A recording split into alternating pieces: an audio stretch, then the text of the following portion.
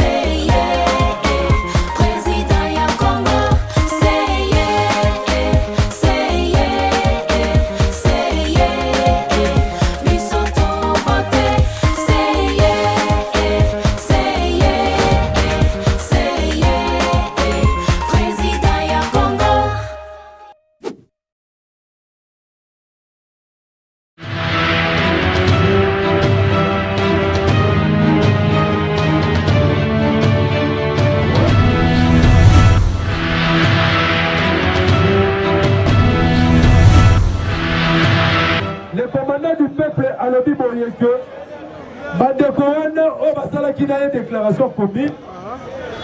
Bangonde Moto Baye pour rejoindre Bisso. Parce que déjà Makambo Oyo Abalaki Koloba. Et ça Makambo Oyo Kadi Masali Nini Asali Yango. Pour la Bisso et ça c'est président. Est-ce que la Bisso passe? Est-ce que la Bisso passe? Quand il m'a objectif la Zanini, son héros est le Bazalagana Yango. Il y a des Kabila Chakayawanda. Alukaki Siko pose la légitimité à l'Okuta. Asala Mapona du pays à l'eau.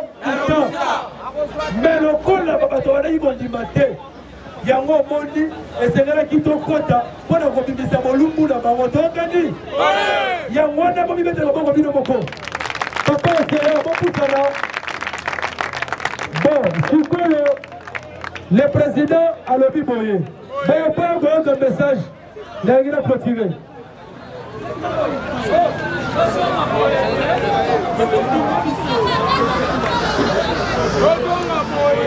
Il y a un le biboye. Tous les résistants au Bazar, tous les jeunes au Bazar. Est-ce que vous êtes prêts pour nous défendre la victoire de Bino? Est-ce que vous êtes prêts pour nous appliquer l'article 64 du peuple à la Zaki de Jean Modo le 31 décembre? À l'Obiboye, Bachaka, le bon qu'on a posé à Zobambalami Balé, Yango à l'Obiboye, totalement. Bisika nyonso tozali totelema mpona kosala baaction oyo tokosala yango conformément ya article combien? 64. Article combien? 64. Yango wana tenez-vous prêt. Bafwa mokoneza koyeba koyeba nini tokosala mpe bozala prêt. Prêt, montant découragé binoté, ma bonne vie pour la bino. Merci.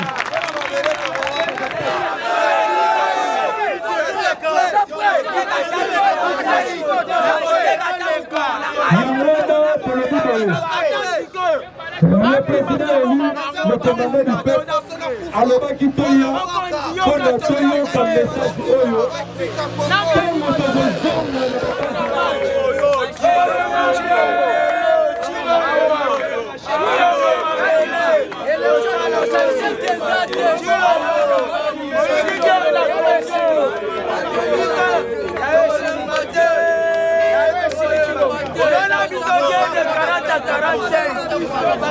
Lo ezali na ba oyo bayebi ezali le 4 janvier jour ya fête de martyrs okomemoraka bato babundaki mpe bakufaki mpo na lobi tozwa indépendance na mboka na biso yango wana ekuti biso mpe na periode moko particulier oyo ke touti na maponami moko ya mabe ya moyibi oyo Kadima asalaki mpo ete alekisa ndeko na ye Tshilombo mais peuple congolais bazo reconnaître ba élection wana te yango wana biso en tant que Lamuka en tant que peuple oyo toza na sima il y a le commandant du peuple le président élu Martin Fayulu tolobaki ete tokutana awo mpona kosolola na bango mpona kolimbolela bango lolenge makambo elekaki mpe mpona kodénoncer à haute voix bato nyonso baza libanda mpe oyo baza awa bayeba ete baélection wana biso peuple congolais toza koreconnaître yango te baresultat wana oyo Kadima bimisaki toza koreconnaître yango te yango bomonaki namekaki kolimbola yango awa ntango nazalaki na causerie morale. C'est ça le but de notre rencontre aujourd'hui na siège na biso ya SID avec le résistant mpona koyebisa peuple congolais ete bitumba na biso oyo tobandaka tokotika yango te yango wana conformément ya mot d'ordre oyo le commandant du peuple le président élu Martin Fayulu alanzaki mokolo le 31 décembre na discours na ye état de la nation nde omoni bilenge batelemi balobi ete toko appliquer article 64 et puis toza ko exiger annulation topesi Kadima ultimatum si tokoma le 24 janvier jour oyo Tshilombo apretaki serment soki ba annuler ba élection yote après le 24 janvier toko se prendre en charge et puis toko appliquer article 64. Merci. Excusez exécutif là Baxelo komoko tala buzoba ya Kadima il y a lobby qu'il fallait qu'il a publié les résultats il y a des députés il y a élection législative les 3 a lobby qui a reporté yango parce que ils ont ba député ba candidat mususu ba yibaki ba machine ils ont ba ndako na bango il fallait ba punir bango ba candidat wana ba yiba ba machine ba candidat union sacrée comment yo maintenant ko punir ba candidat wana union sacrée pendant que président ba bandai ko voter Tshilombo. Ce qu'on annule les résultats à candidat à la machine, il faut annuler les résultats à Tshilombo parce que le président va voter, c'est là Tshilombo.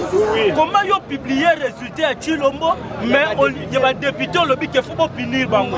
Donc il y a toujours il faut annuler à tous les niveaux. Oui. Merci. Nzambe Allah la kati a bimisien na poisson.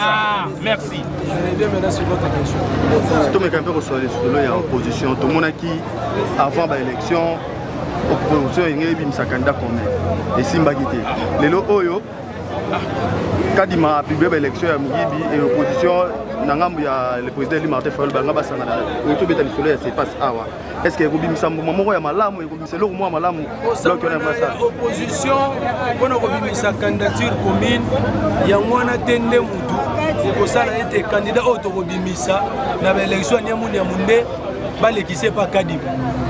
Les commandants du peuple tobengaki aigle abandaki déjà komona na mosika route enrôlement nous avons dénoncé des irrégularités dans enrôlement nos bakade lesquels au bino moko boyebi qualité nango bilonge longwa ba écrit à la raté plus de la moitié de la population va se retrouver bakate na bango eza malamu te Kadima komaki débordé voire même mokolo ya ba élection il y avait des électeurs oyo bakokaki susu kozwa duplicata te Kadima ke kozwa ba bilokos na mboka moko na ye nango o komo nango machine ya enrôlement ba machine ya enrôlement wana bapesaki yango bato ya union sacrée pour se faire enrôler na bandako.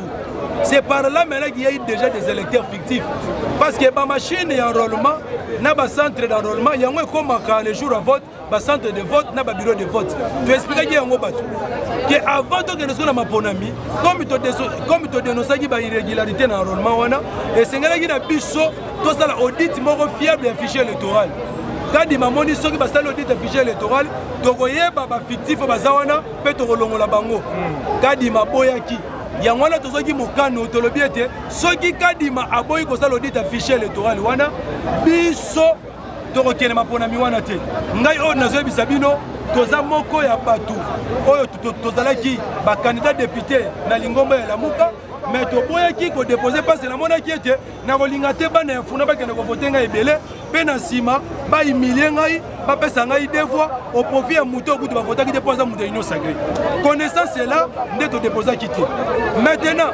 après ntango tocontinue bandeko tozalaki na bango toyebisi bango boya tosangana kaka bandeko zobana ya opposition boya tosangana toluka tosala audit affiché po ete transparence ezala audit affiché eleni tobandaki koluka minimum ya transparence mpo soki transparence eza te eza difficile toyeba esika nini oyo bayibi bandeko bayoki biso te babi oyo te politique ya chaise vide efutaka te totiki bango na badepute na bango bakei lere bakomi bakoti na kati biso peuple ayebisi mokonzi ya mboka alobi te mokonzi yo mpe esengeli na yo kaka okota bimengala okota ndenge nini naza na bayebisi ye kozala président de la république ezalaka compte ya biso peuple na yo président kende kota biso tokovote yo omonaki Martin Fayulu candidat président de la république aza na badepute te mais azosala baplein population ezolanda ye koleka même bato baza na badepute ntina bavillage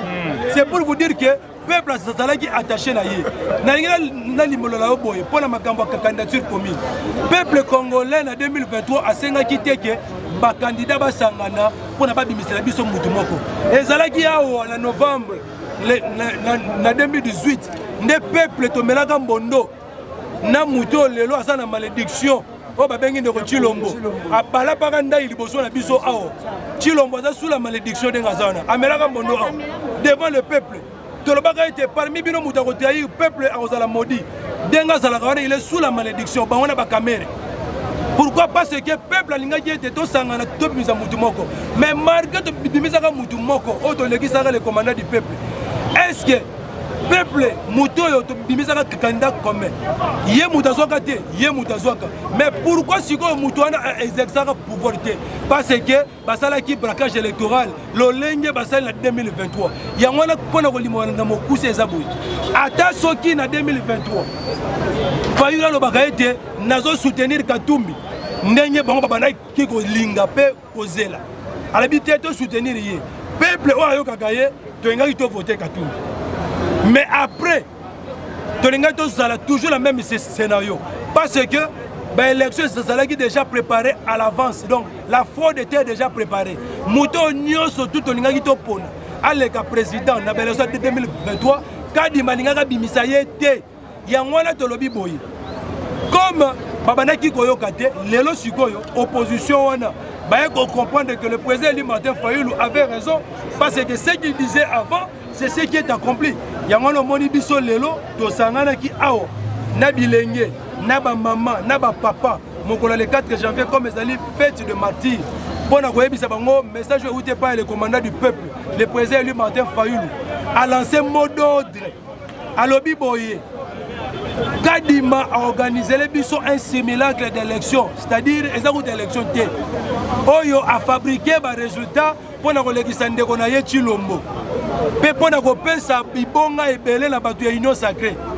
Yango moni na kati na bango moko kuna bakomi ko bimisa ba vérité. Ke bazwa ki 13 000 machines à voter. Oyo Kadima pesa ki bango. Yango moni Kadima moyen kende ko enquêter zate. Moyen qui ne peut porter plainte des athées parce que la population va se télé bino combo ya bato union sacrée parce que la machine à voter na banda kuna bango. Si go tozo zela les cours des tribunaux o bazala kaka makasi pona ko kanga ba opposant pona ko luka batu mususu et loko nini bazo zela pona ba se saisir na dossier wana ya ba vol ba kit électoral oyo ba kutia wana maboko ya bato union sacrée. Est-ce que bomoni mutu moko ya lamuka na machine à voter na kati ezate kaka bato union sacrée yango zo mona lelo bango na bango baza ko swana bango na bango baza ko bunda parce que mususu azu machine mususu azu machine te yango na fraude na bango lelo et bimi na poisa pe ozomona bikolo mosusu lokola la France lokola les États-Unis moto moko a félicité Chilombo zate parce que pona bango le suffrage valablement exprimé dans les urnes ce n'est pas oyo babimi seli biso et pas ya Kadima mokolo le 31 et puis Kadima zo publié ba résultat le 31 décembre pendant que le centre local de compilation n'a noté ici compilation et ça déjà en violation de l'article 71 à la loi électorale.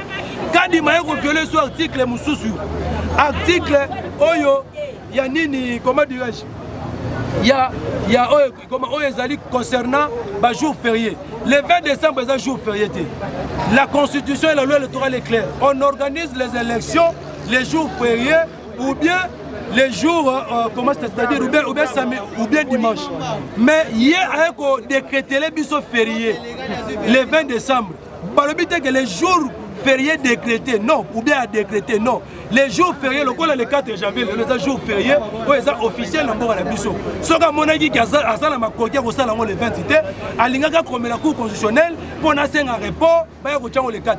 À combien de cours constitutionnalité Nang à la fin 2018, pour reporter les élections du 23 au 30, il a écrit à la Cour constitutionnelle, n'est pas pesé qui est à reporter. Il y a un avocat quand il m'a violé d'abord l'article concernant l'organisation du jour des élections, la Cour constitutionnelle a minute, il fallait qu'il déjà comment